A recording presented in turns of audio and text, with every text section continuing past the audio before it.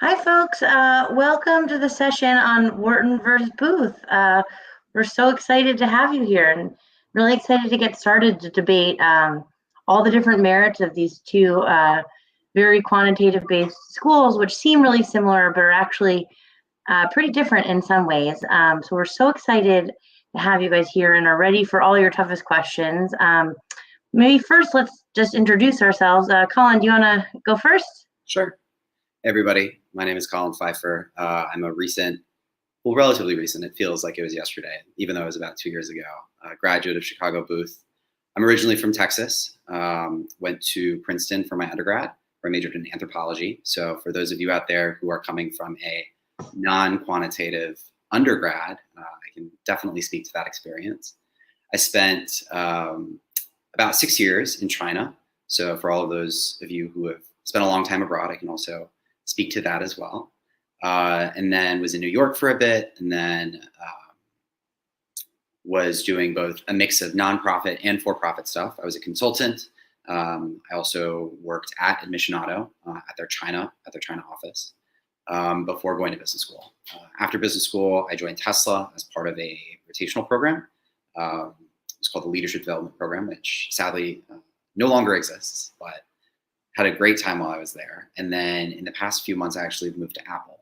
So for the past 3 months, I've been at Apple as part of their supply chain team, where I work on the batteries. So that's me.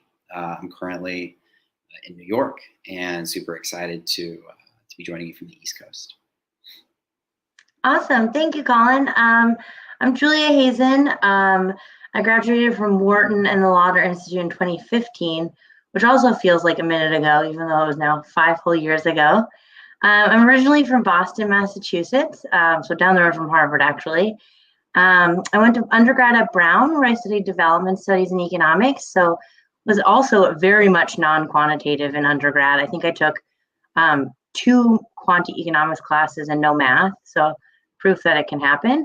And before business school, I spent 5 years working in international development for the US government, a little bit in East Africa, but mostly in Latin America and the Caribbean. I now live in Minneapolis, which if you don't know is smack dab in the middle of the US, where I work in food, starting at General Mills in their brand management rotational program. And now I work for a private equity-backed organic food company, which is really fast and fun and a really great experience.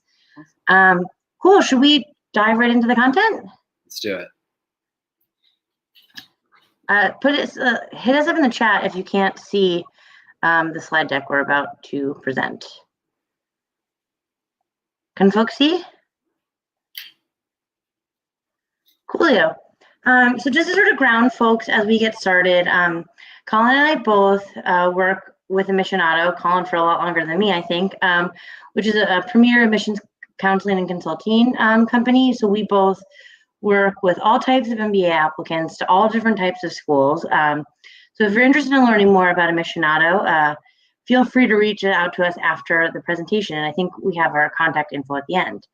But let's dive into the content, because I think that's why you're all here. Only if my PowerPoint works. Here we go. Okay.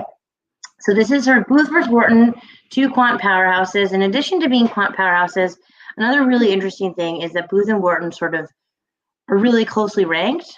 So a lot of times they're sort of bucketed together. Although I will say Booth has sort of flying up the rankings probably quicker than Wharton right now. So what can you expect to take away from this session? I would say honesty and candor about the admissions process at both schools, as well as the student experience and curriculum. Anything else to add to that, Colin? Hopefully you'll gain a better understanding, I guess, of what the schools are like from our perspectives.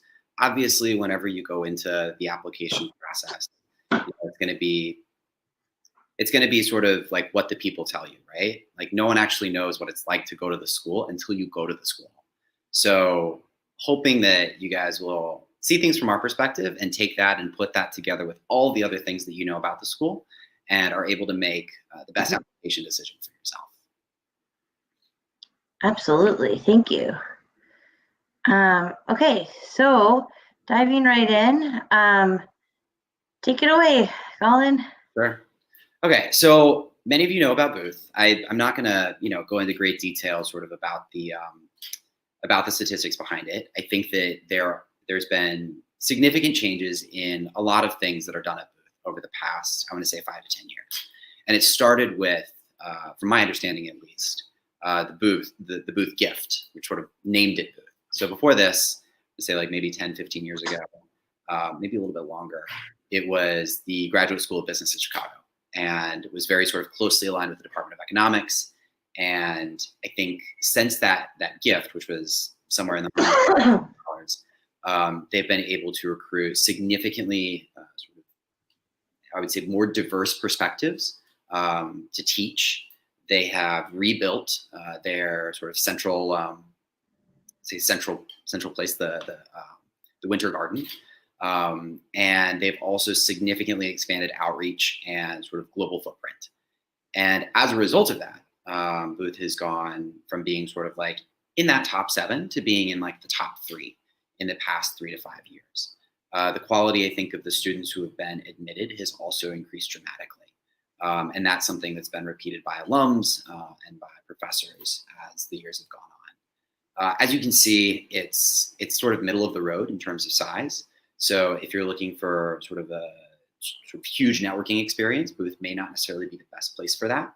But also if you're looking for something super small like a Haas or something like a McCombs, like it's not going to be that. It's going to be around 600 people per class, and that's the full-time program. Obviously, there's part-time evening and weekend programs that you'll also get some interaction with, but for the full-time, it's going to be around 600 people. Other important thing to note is that the age is a little bit higher. So if you are somebody who has had a bit more work experience, when you're looking at sort of the Magic 7 schools, it's going to be a bit higher than Stanford and Harvard. So for people that are maybe a little bit further along in their careers, Booth is a really great choice. GMAT scores are obviously, same as pretty much everybody else, very high. International student percentage is maybe a little bit lower. It's not as high as some of the others, but it's still a very vibrant and significant part of the culture there. I think overall, Booth is really exciting place to go in terms of, I guess, the breadth of people you will meet and the kind of opportunities that you're exposed to. So not being from the Midwest and not really knowing anything about Chicago, Booth was a really amazing window into both of those sort of, I would say, places and cultures. Chicago, I think, is one of the best places to live, barring the winter, of course, in the United States. All the infrastructure, first class, like a third of the cost. Fun anecdote, I remember when I was moving out to San Francisco, I lived in this like really amazing 1-bedroom. And then I started looking in San Francisco and I'm like, oh, wow. Like, this is definitely not within my budget to have like a very nice 1-bedroom in San Francisco. But in Chicago, it's eminently more affordable than a lot of the other places that you might be able to go to school that are similarly ranked, with the exception of obviously Kellogg, which is also in Chicago, or in Evanston. So I realized I've spoken for a long time, and yeah, obviously continue putting your questions in the chat, and as we go through, we'll hopefully be able to answer all of them. It's right over to you, Julia. Awesome, thanks, Colin. And I can vouch for Chicago. I think it is one of the best cities in the U.S. and so much fun. Oh, sorry. Anything else here you want to hit on, Colin? Sure. A couple of other quick things. Sorry, I completely forgot about the slide. I think this one came later. My apologies, guys. So 2 important things that I want to pull out of this one. One is location. So Winter Garden, the sort of picture that you saw 2 slides earlier, is in Hyde Park, which is about, like, depending on what form of transportation you take, anywhere from 15 to 40 minutes south of downtown Chicago, or what we call the Loop. And that's where, as a full-time student, you'll probably take like 2/3 of your classes. So you'll be spending a fair amount of time, unless you live in Hyde Park, hopping on the train or getting in an Uber or getting an Uber pool, if those ever return, and going down to Hyde Park. Hyde Park it's sort of like a college town dropped in the middle of an enormous city. So if you've been to like College Station in Texas, or Bloomington in Indiana, or State Park in Pennsylvania, like those towns are sort of recreated in Hyde Park. It's sort of wild, but it's also super quiet, and not many Booth students live there. Rather, most full-time Booth students live in Millennium Park Plaza, MPP, plus like buildings that are sort of surrounding that area, which is in the like smack dab of downtown. It's right next to Millennium Park. It's where the train lets out, and it's also just across the river from the downtown campus. So the downtown campus is where you'll be able to take evening classes. So the classes that go from like 6 to 9 p.m. And those are usually reserved, like more spots there are usually taken up by the evening and weekend programs, simply because those are part-time, but you'll be splitting your time between those two. So you'll have two campuses that you can sort of access as a full-time student, and both are great, but both have very different feels. In terms of the curriculum, this is sort of where I would say things for Booth are really awesome. As somebody who is not super sure where I wanted to focus, and B, who has always sort of followed like my own path, if you will, when it comes to education, having Booth's curriculum was one of its biggest draws. I knew that I was going to be getting a really awesome quant foundation, something that I lacked up until that point. But I also knew that I'd be able to go about it my own way. And so you essentially have like one formal course requirement. You have like 3 courses that you need to take at some point, but there's only one that you take all together, and that's called leadership, or lead. This sort of, I want to say it's 8 weeks, though depending on sort of where, like how you participate in it as either a participant, or if you decide to become a facilitator your second year, it could be longer. But it's about 8 weeks, and you are with a section, so you're with like a cohort of people, and that's the only thing that you're all sort of required to do together. It's mandated. The other 3 classes that you need to take are microeconomics, accounting, and statistics. And if you have backgrounds, or if you've taken that before as an undergrad, maybe you're a business major or engineering major and took one of those classes, then you can either sort of, I don't want to say test out, but like you can take a more advanced version of it, or you can say, hey, I've already sort of fulfilled this requirement. But then apart from that, everything else is up to you. And it's pretty awesome. Like obviously there's going to be tons of classes that you'll have to choose from. You can't take every single class every single quarter, but it's choose your own adventure. Where do you want to focus your time, your energy? How do you want to spend literally? And at the end of the day, like, what do you want to get out of those 2 years? And I thought that was the most fantastic thing, because as I said before, I didn't know what I wanted to do. Plus, I like to choose my own adventure. I think in terms of where you go after Booth, I think this probably happens at every business school, but there's obviously, these sort of swim lanes you get into depending on sort of where you think you want to go. I didn't really know exactly what I wanted to do. I knew that I wanted to work at a place that was doing something different, that had a strong mission, and that also was, maybe going to be able to help me, work at a big company, but still feel like I'm contributing in a powerful way. And other people have different, sort of different callings, right? Some people are interested in doing consulting. Obviously, a solid third of the class goes into that.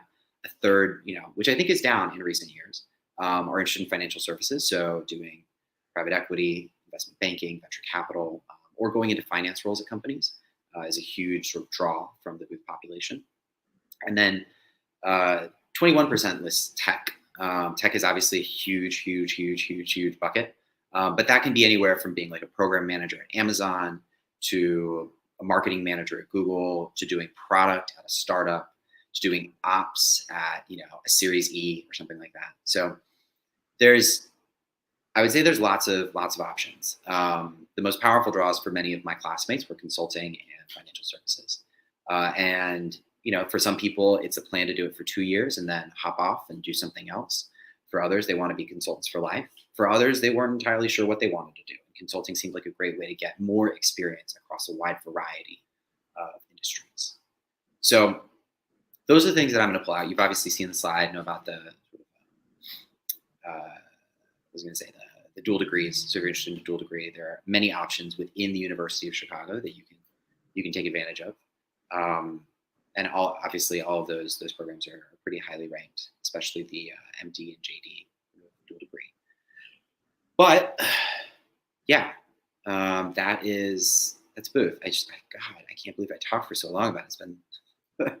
It's been a while since I've done it. So I'll turn it over to you, Julia, to talk about Wharton.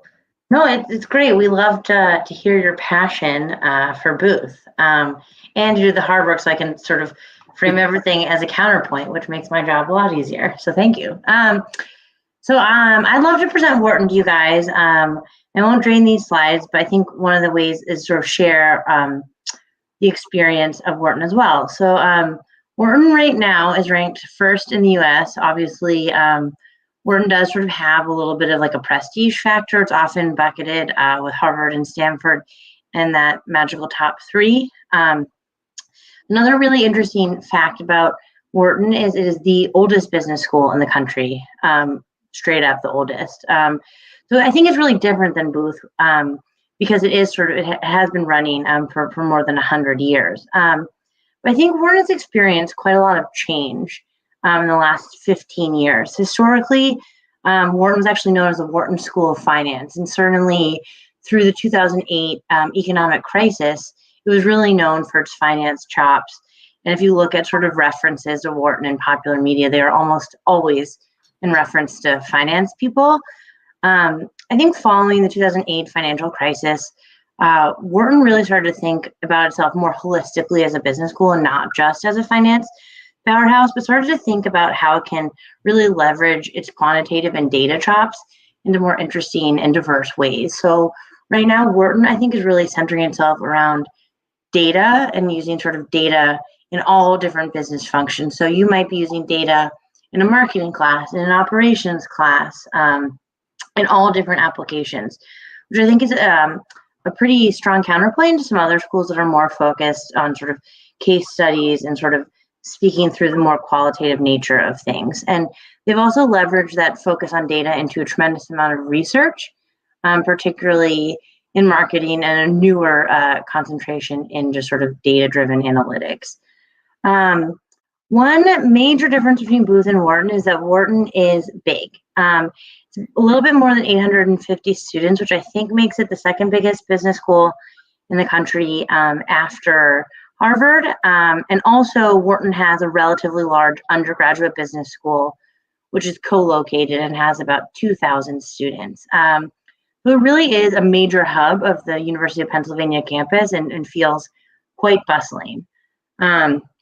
I think there's a lot of advantages to that scale. One thing I like to tell people is that you can always find a group of people who are interested in what you're interested in. And then the scale of the alumni network is frankly quite staggering. I think there's now more than 90,000 Wharton alumni globally. So it sort of does feel like anything you want to do and connect with, sort of in the post-MBA world, you can generally find a Wharton alum doing that. A quick note on the average age. The average is showing the same as Booth, but that number is going down over time. And Wharton recently started a 2+2 program where you are accepted into Wharton as an undergrad, work for 2 years, and then go back to school. So that is going to start driving the average age down. But right now it's sort of about the same as Booth. Yeah, and similar to Booth, it is quite selective, around the same acceptance rate, a minutely higher average GMAT, but not materially. And there are one thing I think that Wharton is super, super proud about is that we historically have had the highest percentage of women of any top MBA program. And I do think as a woman who went there, I felt intimidated before going there to feel like I was going to like a male-dominated environment, but it really was not. It was a really gender balanced culture. And the president of my class was a woman, which was really great too. Getting to the nitty gritty, Wharton is located on the campus of the University of Pennsylvania, which is in West Philadelphia. It's located about, I would just say, a mile and a half from sort of the beating heart of Philadelphia. And it's an easy walk, subway or trolley. Most students do live in what we call Rittenhouse Square, which is a neighborhood in Center City, Philadelphia. It's one of the most premier neighborhoods in Philly. And then they just pop over to school every day. And I am personally a huge evangelist for Philly. I had not spent a lot of time there before business school and just had the best time. It's great restaurants. There's great bike paths, running paths, a lot of great museums and culture. And the other great thing is Philly's a little bit smaller and a little bit cheaper than the other major East Coast cities like New York, Boston, or Washington, but it's really easy to get to all those places. So it's about a 1 hour, 45-minute train ride or 2 hour bus ride to New York. So for folks who are doing recruiting, for example, in New York, it is super easy to go back and forth to New York for the day. So you sort of get the advantage of like being in the East Coast and sort of in the thick of things, but in a little smaller and cheaper scale. In terms of curriculum, Wharton definitely has a lot more structure than Booth. We have what we call a flex core program. So the program is oriented into 4 cohorts, which are sort of the primary social organizations of the class. And you do a lot of activities and dinners with the 200-person clusters, And so there's 4 clusters and you do like cluster Olympics, and there's quite a lot of rivalry between the different clusters. And then within those clusters, each cluster has 4 cohorts for 12 cohorts in total of 72 students on average. So you take most of your first semester classes with the people in your cohort. So we have certain classes that are what we call fixed core, which are mandatory, unless you can waive out. For those classes, you can waive out. So that includes our leadership curriculum, management 610, managerial economics, statistics, and I think I'm forgetting, and marketing. And then in addition to that, that's sort of the fixed core. We have what's called the flex core, which is you're required to take a number of classes across all the different business disciplines, but you can choose when you take them, either in your first year or your second year. And you can also choose what format. So most of the flex core classes will give you some optionality. So for example, the entire finance curriculum is in the flex core. I am probably the least finance-oriented person who ever went to Wharton. So I sort of maximized macroeconomics and took less corporate finance, where I have some classmates who really took a ton of advanced corporate finance and sort of did the opposite I did. Similarly, you can choose, even within the management curriculum, would you like to focus on established enterprises like big, large companies like General Mills or Tesla, or more emerging companies like startups, and the case studies you do relate to sort of your sector of interest. Beyond that, you do need to pick a major, and most people complete most of the major work in the second year. Candidly, what you major in, I would contend, is not super impactful about your future career. But people do sort of tend to pick majors that are at least proximate to their intended post-MBA goals. So diving a little deeper in sort of what makes Wharton tick in terms of making it special, there are a lot of dual degree people at Wharton. So I was in the Lauder program, which is a really unique program that has 72 students per year and can only be taken in conjunction with a Penn JD or a Penn MBA. And this program is really for bilingual and trilingual students who are interested in continuing their language study, as well as gaining additional international experience. It's a super, super cohesive social group. So reach out to me if you're interested in learning more about Lauder and are at least bilingual. We also have a robust dual degree program at the Kennedy School at Harvard. I have a ton of friends who did that. And we also have one of the major advantages of Wharton is we have one of the preeminent healthcare management programs in the country, a really big focus on healthcare. For healthcare management, you do need to apply to the healthcare management at the time of MBA application and are accepted into that special cohort. So what that means is that there's sort of two special cohorts of 72 within the broader Wharton class, being Lauder and healthcare, and they're sort of a little bit set aside. Additionally, about maybe 10 years ago, Wharton built a campus in San Francisco. It's right in the Embarcadero. It's the most incredible location. And so students who are interested can spend the fall semester of their second year in San Francisco. Additionally, that location houses quite a lot of executive MBA style programming as well. So yeah, and then moving sort of into post-MBA industries, I kind of want to do a little bit of myth busting here. Everybody thinks, especially a lot of my clients think, I'm not interested in finance, so I'm not interested in Wharton, or I'm not really mathy, I can't go to Wharton. And I just want to say that is so far from the truth. I did literally the minimum amount of finance possible and never intend to work in finance. So there is quite a diversity of career paths. But that being said, it still is historically a very finance heavy school. So we're looking at about a little more than a third going into finance. Some of those people are going into finance for the first time, and most of those people end up in investment banking. And there's also quite a high percentage going in to private equity, venture capital, and hedge funds. Traditionally, those areas are easier to get into if you have previous finance experience, but are definitely coveted industries. We do have quite a lot of consultants, I think like every business school, and probably concomitantly less tech on a percentage basis than Booth. But the thing to consider with Wharton is because it's so big, like a 15% tech or 5% CPG still can often mean quite a lot of students are actually going into those areas. Post-MBA median-based salary is a hair higher, but I think that's likely driven by the high concentration of folks going into finance, which is historically well paid. So that's all I got on Wharton. But yeah, let's maybe dive into a little bit of the debate part. Colin, do you want to take this one? Yeah, sure. So I think that what a lot of maybe this is so still feedback. Can you hear me okay? Yeah, it's kind of going in and out. Do you want me to tackle this one if it's easier? Sure. Okay, so we get this question a lot, and Colin, jump in if I'm wrong. It's sort of, what does each school look for and how do I get in? And we really believe at Admissionado that all top MBA programs are looking for the same thing.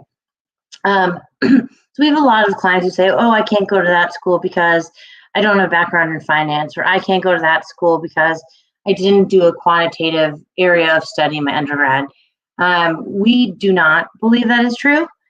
So here's sort of what we believe that top business schools are looking for. The number one is high probability of future career success based on past track record. What we mean by that is that top business schools are really looking for students who are going to really take advantage of their offerings and then go on to accomplish great things in life. And that can be broadly defined. That could be success as the CEO of a company. It could be becoming a billionaire by the time you're 40, or it could mean even success in a social or political realm as well. And the way they try and sort of ascertain that is by seeing, has this person historically done well in their career, tracked above their peer sets, and sort of generally demonstrated they're on somewhat of an accelerated career path. Additionally, and this one is gigantic, is leadership potential. This is important, obviously, for the long term of future career success. Most really successful business people are great leaders, but also your time in business school. Most business schools are quite student driven. So they're really looking for students who are going to dive in, lead student organizations, lead their class, and not just sort of stay in their room and study all the time. The next one is sort of a clear and logical career arc. This one I think can be the most tricky one, particularly for students who are what we call career switchers. So let's say moving from engineering into tech, or a non-traditional background into consulting. But really what they want to see is sort of what are your short-term and long-term goals? How do they relate to your past work history? And how can getting an MBA from Wharton or Booth really help bridge the gap to get you to where you want to go? Next, we're sort of getting into the skills part, hard skills and soft skills. So what do we mean by hard skills? Is things like business skills akin to what you would learn in business school. So that could be financial modeling, business strategy, you're a really great growth marketer, and sort of more of those sort of technical skills. It could be really great chops in data analytics. And soft skills is really around leadership, the ability to influence without authority, navigating the politics of a company. And lastly, and this is really, really huge, is business acumen. This is not a technical degree. In some ways, it's not a particularly academic degree. They want to know that you're going to really go on to be able to lead a business, to see strategic opportunities and things like that. So when you're talking about your past, it's not just about like this panoply of really great technical skills, but it's also about some of those more strategic business skills, even if you're not in a business related field right now. Anything to add to that, Colin? Yeah, I want to emphasize the the clear and logical career arc. So I often work with students who are like, yeah, I'm currently an engineer at XY software engineer, for example. And then, I really want to go into finance. And I'm like, okay, that is a good goal. But how are you going to be able to knit sort of what you did and sort of where you want to go immediately after school into a clear and logical and powerful argument for why this needs to happen? So I think in general, it has to make sense. Like where you're coming from and where you want to go. Like I can't make a logical leap that's too far, or else, what's the point of business school, right? So I think I would like underline that one twice, because there's sometimes like the dream that you have of what you want to do, and then there's like what you've come from and sort of where that can inform where you should go. And I think it's always looking at sort of where you've come from and sort of making sure that it makes sense is what I always say for your application. The other thing that I want to put a star next to, maybe not underline, is that business schools look at you like an investment, right? So how do you have two types of investing strategies. One is sort of like the fundamentals of like, how does your cash flow look, et cetera. And that's sort of like your test scores and whatever. And then there's like the value investing, which sort of looks at how have you done in the past and how does that talk about what you're going to do in the future. And business schools try to do a mix of that when they're evaluating candidates. So they want to think and they want to essentially bet on like, imagine that they're a VC. They want to invest in the next Google. They want to invest in the next Amazon. And so as they're sifting through applications, that's what they're looking for. And a lot of times, sort of where you worked before, where you went to school, obviously your test scores can be filters for that, right? If you've come from Bain, it means that Bain interviewed you as an undergrad or maybe, slightly after undergrad, and you've been able to succeed there, which means that, probably you're going to be able to succeed, not just at Booth, but also onwards. And so using what you've done in the past to sort of filter for what they think you should do in the future is something that business schools emphasize very heavily. So think of yourself as, how can I present myself as like a really awesome, like if you're a stock as like to like a portfolio manager, at a hedge fund, or if you are a startup and you're presenting yourself as like you're the next big thing for this VC that's coming to talk to you. But apart from that, I think that there's, the sort of moral of the story is that pretty much all schools are looking for the exact same thing.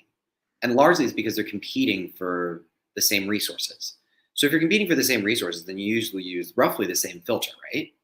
And there's obviously like strong differences in the way that they conduct themselves. But at the end of the day, the way that you're going to be able to get into these schools is by checking off all of these, I don't want to say boxes, but like all of these areas below. So that's what I have to add. That's a great framework. I'm going to use that. Thank you. That's wonderful. It's Booth. It's all Booth. Okay. So here's sort of the debate part, and Colin and I are colleagues and collaborators, and I got nothing but love for Booth. We are going to sort of engage in a little bit of debate, which I know is really common in the forums as well. So just like some different pros and cons of each. So here's sort of the why, and hopefully that everybody gets in this position where you are able to choose between matriculating at Booth versus Wharton. But yeah, take it away. Sure. So there are a couple of reasons, two of which are listed here, one of which is sort of like off menu, which I'll talk about. But the first is Chicago is obviously, I think, tremendous city. Cost of living is lower than a lot of the East Coast and West Coast cities. And it is, I think, fantastic sort of architecture perspective. It's like got great infrastructure. Lots of it's awesome. More importantly, Chicago Booth has exceptional relationships with firms that are based in the Midwest. So Cargill, which is a huge agro conglomerate, is based, I believe, in Minnesota. Down the street from my house. Yeah, it's Epic Systems, which is a medical software company. They are also huge at Booth, and a lot of them have exceptionally strong networks within Booth. So their executive team often has people that will come and lecture, or will mentor, or are alums themselves. So I think if you are interested in the U.S. Midwest, which is, I don't have enough nice things to say about it, because I have too many nice things to say about it, because it's a really pleasant place to be. It's a great place if you are a little bit older, know sort of more what you want. If you are married or partnered, I think that settling in the Midwest after Booth is a really tremendous decision. I think that in general, I would say the starting salaries are usually not as high as New York or San Francisco, simply because the cost of living is lower. So, but you're still able to make that whatever it is. And if you have to take on debt as a result of going to school, you're able to make that last longer and pay off your debt faster as a result of going to Booth and then perhaps staying there. Can I tag on to that? Actually, I'm going to really second this. I went to school at Wharton, but I didn't want to be in New York. And I really had to hustle to get opportunities in the Midwest. And some companies in Chicago, like, literally told me that they focus on Midwest schools. So if you want to be in the Midwest, like, take this seriously, because I did have to sort of work my tail off to get a bunch of offers in the Midwest, and it was a little bit of a stressful experience. I can imagine. Yeah, it's if you know this is what you want, then do it. I think. Second is that there are so many group projects at Booth. I am not the most extroverted person, and sometimes, like, the amount of group projects that you have the opportunity to work on can be overwhelming. Like, I have a group project for this, or I have like a study group for that, or I have like X, Y, or Z thing that's due 2 days from now, and requires like another group thing. So if you're interested in this sort of what seems paradoxical, which is like choose your own adventure, build your own thing, a lot of that comes with doing things together. I think pretty much every class that I took, like, there was some kind of study group or some kind of like group-centered thing that was part of the curriculum. And at the beginning, it was a little bit stressful because you had to balance all of these things. But I think it, at the end of the day, made a lot more sense, because if you are, let's say, going into consulting, you're not doing things by yourself. It's very rare that you're going to be the only senior consultant or associate on your team.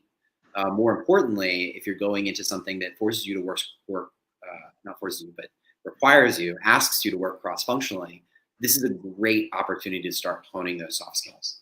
I think that if you were in a previous life, maybe doing something sort of individual contributor level that was just your deal, and you didn't really have to do a ton with cross-functionals or with cross-functional business partners, then this is a great opportunity for you to be able to do that. The third thing that I would know, which can we flash to the next slide? I'm not sure.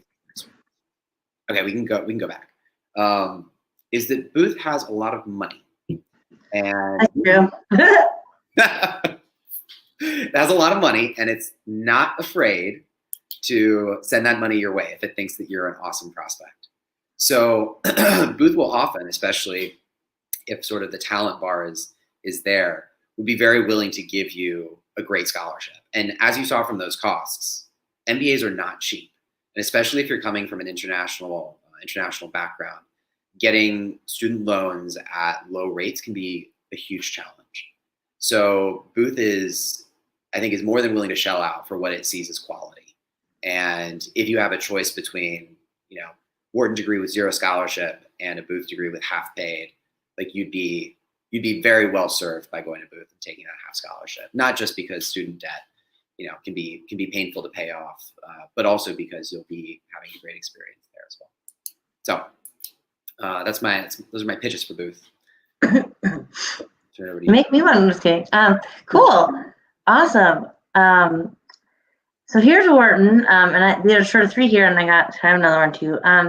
So if you are admitted into both, why might you choose Wharton instead? I will say that statistically speaking, historically, more people do choose Wharton over Booth, but I think that's changing. I think based on what Colin said I know a ton of people who sort of had a really difficult decision with a ton of money from Booth versus less money from Wharton. But here are some, and I'm obsessed with Wharton. It is a larger alumni network, and I think and then the prestige signal. I mean, historically speaking, Wharton has been a little bit of a bigger brand name, both here in the US as well as internationally. So if you are international, I think it's worth sort of thinking about the brand value of where you go to business school, and will employers and investors in your home country recognize the brand of your business school? Because what you don't want is to be like, oh, where's that? If you're going to spend as much money as the US MBA costs, you want to make sure that it sort of is playing that signaling role to let people know that you got really top flight MBA.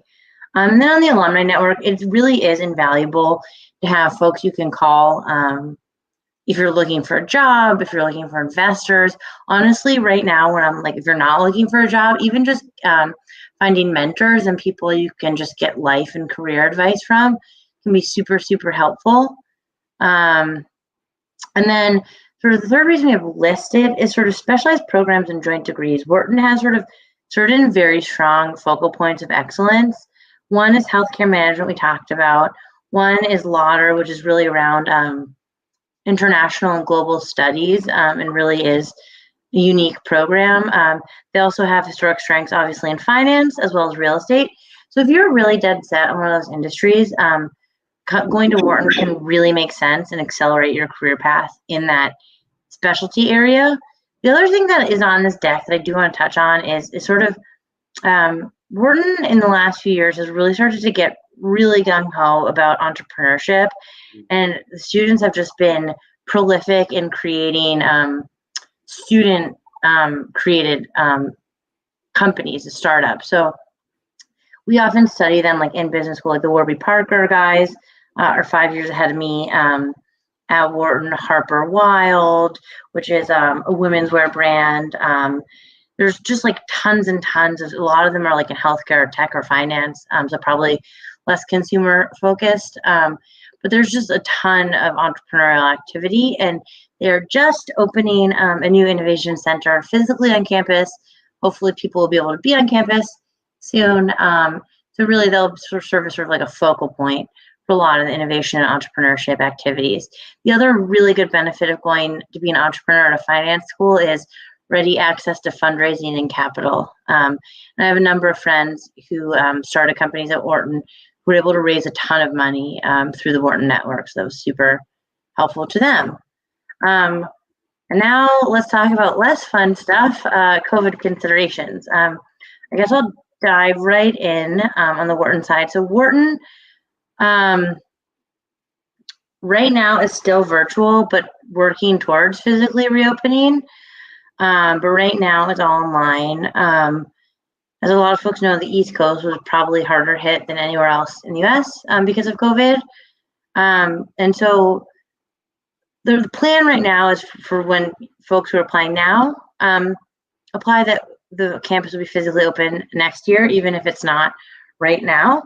They are considering deferral requests only from international students. Like if you like literally can't get here safely, they'll consider deferral. And obviously, if you're in a different time zone, it can make it really difficult to sign into online classes. But if you are domestic, if you are American, deferrals are not super likely, and they are probably being a little less generous with those.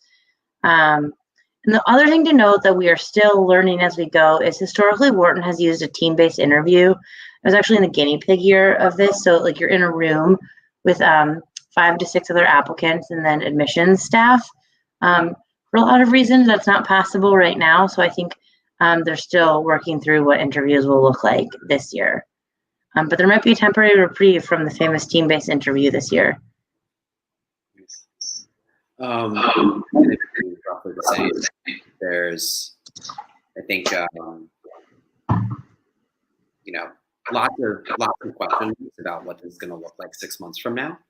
And I think that if you are thinking about matriculating this fall, if you've already sent in stuff, know that the situation is fluid and probably will change. One thing, or a couple of things to note, is that there won't be any study abroad in either Hong Kong or at the London campuses, and it seems exceptionally unlikely that that will change in the next 6 to 9 months, at least until there's a vaccine. There's going to be starting with virtual, and then hopefully as the situation in Chicago improves, the ability to sort of do something virtually and in person, which I think can obviously be challenging, especially if you're more of an in-person learner. And I think that it can also be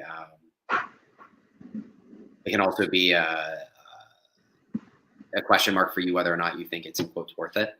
So deferrals right now, I think that Wharton's model is probably what's going to be true for Booth as well, where US-based deferrals are probably not going to be as accepted or acceptable.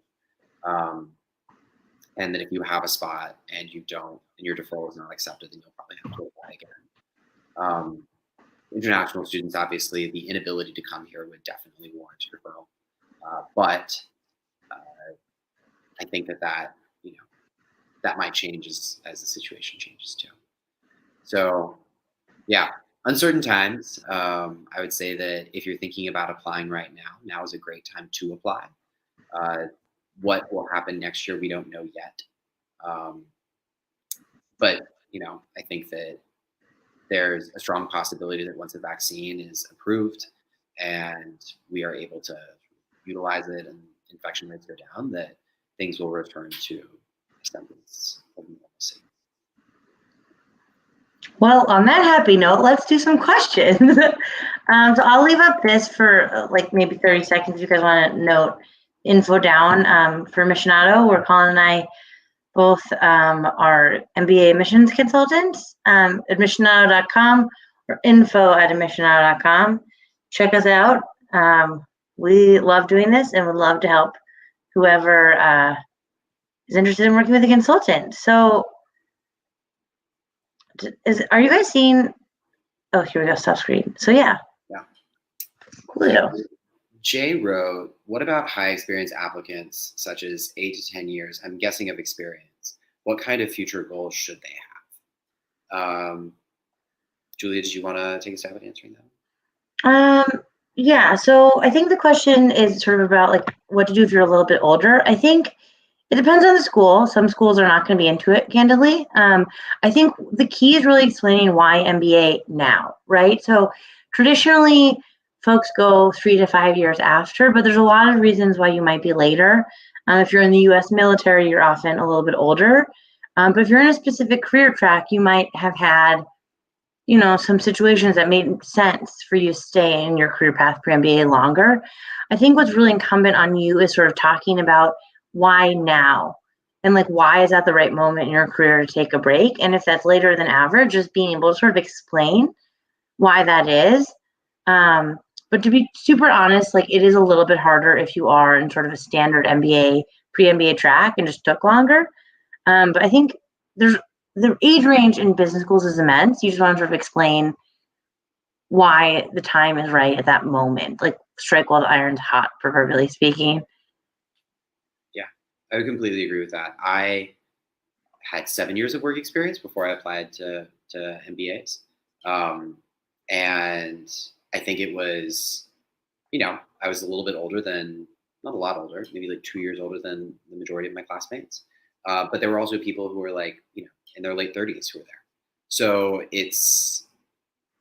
I think it's exactly right. You need to be able to say why now. And as we've talked about before, it's a sort of why this school as well. You have to be able to make both cases super strongly. Absolutely. Absolutely. Cool. So it looks like there's a question below on the MBA, the round 3. Is that the right question? Yeah, we can answer that one. So yeah, round 3, I really rarely recommend round 3, period, full stop. So if you're international, round 3 is just not, most schools won't accept international applications in round 3 just because it takes so long to get a visa, especially lately. But yeah, I think most schools tend to take the vast majority of their candidates in round 1 and 2, without a market preference for either. So I would say if you're sort of down to applying to round 3, it might make a lot of sense to talk about deferring and applying for round 1 the next year. Because round 3 is typically vertiginously hard. Yeah, 100%. Booth, I think, fills up like 95, 96% of its class in the first 2 rounds. And obviously has like a wait list that then they'll sort of let people off of. The round 3, I do it earlier, Just don't do it. Yep. It's like not worth the $250 application fee. And it's much harder to reapply than applying well the first time. Yes, exactly. Do you want to take this next one? I don't have a really strong POV on that one. Yeah. Okay. So talking about the application pool, do you see any stark differences in the backgrounds of applicants applying to schools? It's coming from business economics for school X, whereas the applicants from STEM for school Y. That's a really good question. I unfortunately do not have a clear answer. I think it all depends on sort of where those people want to go and sort of what they want to do afterwards. There's obviously historically been, I think, I want to say stereotype, because that seems like a strong word, but like an indication that Booth likes people who have sort of quant experience before they go. And I can say that may have been true in the past, but definitely not true now. The amount of people who come from liberal arts backgrounds or who had perhaps done some sort of marketing or writing even before they came to business school was shocking for me. I was like, wow, I had no idea. I thought I was the only one. So I think it's one that business schools are understanding that talent can exist in many different places in many different forms, and they're willing to be open about where that ideal profile comes from, and willing to be flexible. Yeah, I think that's sort of where the trend is now. Julie, what do you think? Yeah, I think so too. I think they really are looking for like a diversity of talent. I have friends who did arts in undergrad and even in their career, and now are at top business schools or attended top business schools. I think it's really about sort of your story and sort of your career goals, right? So, yeah, I don't think there's sort of a market advantage at any one place. The only exception would be if you want to do like the MMM at Kellogg, or you have like really technical post MBA goals, like some tech roles might prefer engineers, like that may or may not be important, but I think a lot of that will honestly come into play like once you're on campus, and is not necessarily a factor in admissions. Sure.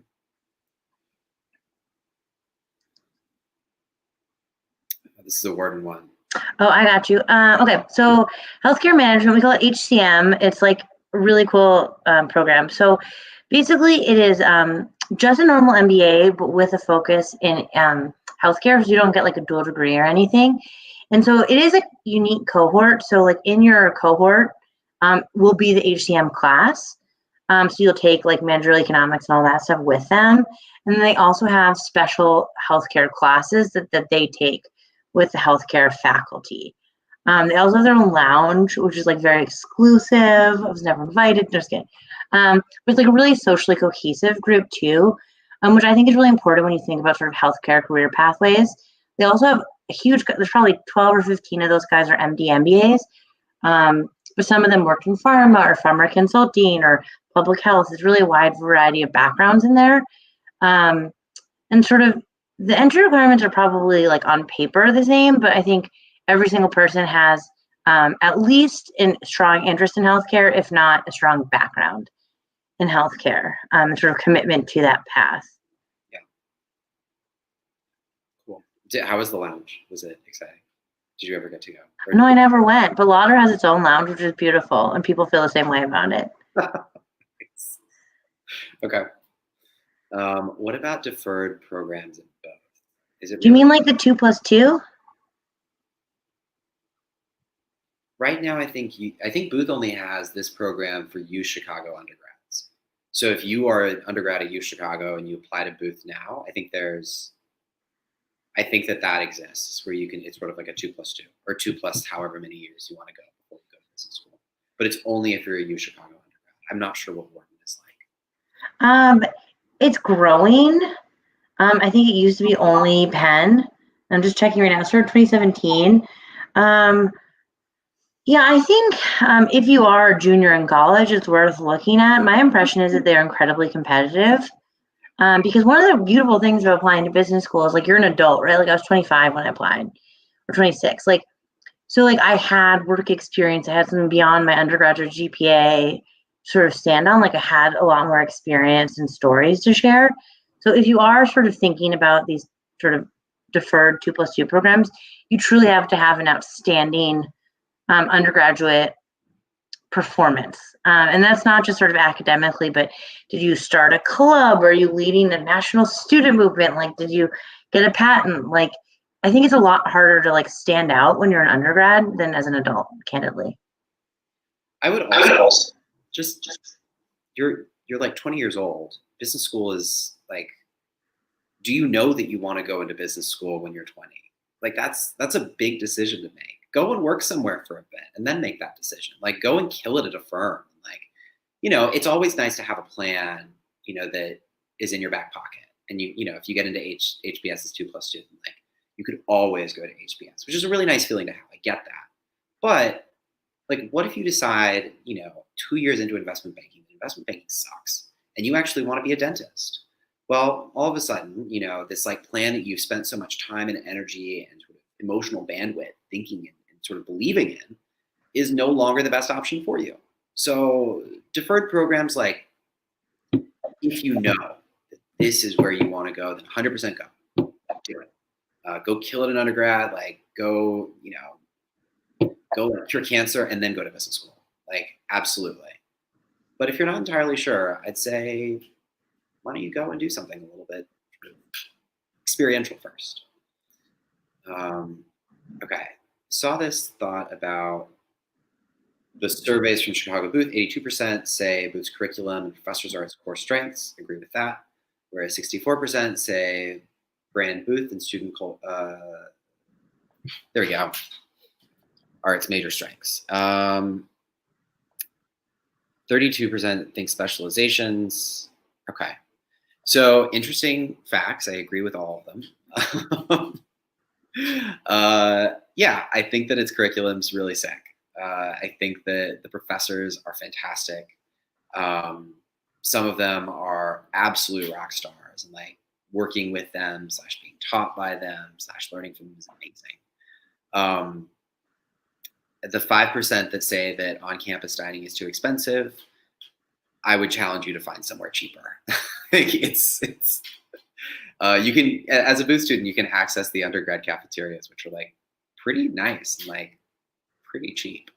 I only learned that my second year, much to my chagrin, that I had been spending lots of money on Chipotle when I could have just been going and spending a third less.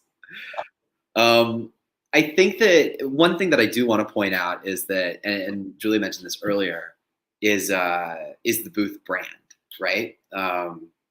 And Wharton, I think, has that prestige signal. Maybe Booth will have that at some point, but the Booth brand is not really known yet in its current form. I think in its previous evolution or previous avatar, it was like, I'm a quant person and I have no social skills. And like that might have been true for a long time. I think that that's changed, yet public perception and maybe brand perception of it has not yet caught up. I hope that it does in the future, because I think that the people that go to Booth are incredibly smart, charismatic, and talented, and not just a bunch of number crunchers. But it is an important point that it's 64% and not 94% that think it's a major strength. I think that oftentimes, just a last thing on the student culture and curriculum portion, if you are looking for something that is going to give you like the fundamentals in a rigorous and sort of streamlined setting of like business, and you don't necessarily want to like be asked a lot of questions about what you want, Booth may not be the best place. I think that if you need that structure, there are other better choices of business schools that you should think of. I think I'm like a huge fan of Booth, and I didn't go there. I think it's a wonderful school. Yeah. Okay, I got some tough facts about Wharton here too. It's well known that Wharton's brand is its core strength. 93% of students we survey have endorsed this. 67% of students also felt that Wharton's 95,000 plus strong alumni network is its major strength. However, an alarming fact is that 60% of students think curriculum professors need to be improved. Wharton's curriculum was redesigned in 2012, so even after redesigning, 6 of 10 students find it as an area of improvement. No, I think that's a good point. I mean, I really enjoyed the Wharton curriculum, but I did not have a business background, coming from Brown, so I appreciated it. I guess like I would say a few things. First is I think we have a brand new Wharton dean as of about 6 weeks ago. Her name is Erica James. She's the first African-American woman dean of Wharton, I think first on both of those fronts. She is incredibly charismatic. Everything I've seen from her just like makes my heart beat fast. So I'm expecting great things from her. So I wouldn't be surprised if there was further curricular updates. And I think Wharton is a school that's like always trying to evolve. And professors, I mean, I think Wharton, when I was there, had like a ton of just like really, really charismatic professors. A lot of whom were sort of popular figures. Like Adam Grant was my management professor, and he's like one of the most sort of in popular business, one of the most widely published authors here in the US. So like I think like it's incumbent on you to sort of seek out the professors that you jive with.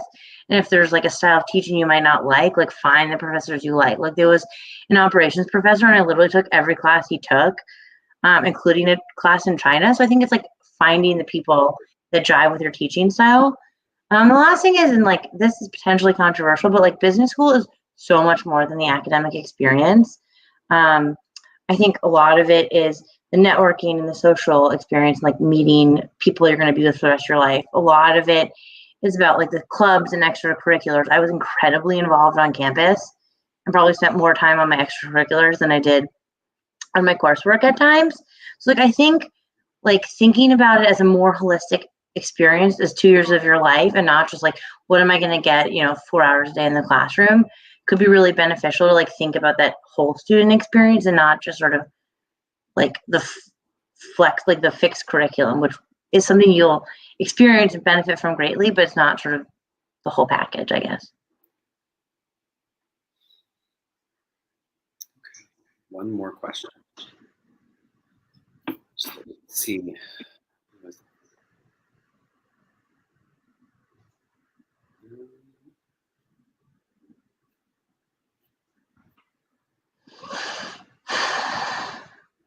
I can sort of start this one off. I think you'd be great at either school.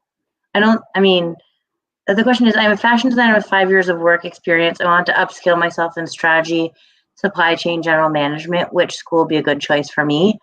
Yeah, I think there's probably pros and cons to both. And on the Wharton side, I think proximity to New York is huge. That you're able to sort of go to New York, and there's actually a fair amount of apparel and accessory startups at Wharton for whatever reason. And there is like what we call the Baker Retailing Center, which is, and they hold like a major retail conference, and there is kind of a big focus on that. And I have a number of friends who work sort of in that industry. But just for like sort of hard skills on strategy and general management, like I think you would be in awesome shape going to either school. Yeah, I would 100% agree with that. Trying to think of like ops courses that stood out. I work in supply chain now, which is wild. Like I was perhaps the most confused during our ops courses. So I think that there are, in general, I think that there are no wrong choices that you can make. If you are interested in staying within the fashion world, 100% go to Wharton. If you are interested in branching out, and like huge industrial conglomerates are based in the Midwest, and if you're thinking about supply chain and operations management, I think there are very few other better places than to get that experience than in these companies that are sort of in constellations around Chicago. So depends on sort of what you want to do in the future. I think that both schools would serve you exceptionally well. Awesome. Any final remarks? Just be safe out there. I know that like right now is a super weird and strange, and many of your plans have probably been upended. Hopefully you've been able to remain close with your families and friends, and whether it's Zoom calls or like, socially distant walks or whatever. Just stay safe and try to find things that keep your attention and keep you happy. Yeah, I think mine is just sort of keep your chin up in this admissions process. I think we're all probably feeling like a baseline level of stress associated with COVID. And the MBA admissions process is not super easy either. So just stick with it and really dive deep. But you guys got this. Yeah. Thanks, guys. Really appreciate your time today. Bye-bye. Thanks, guys.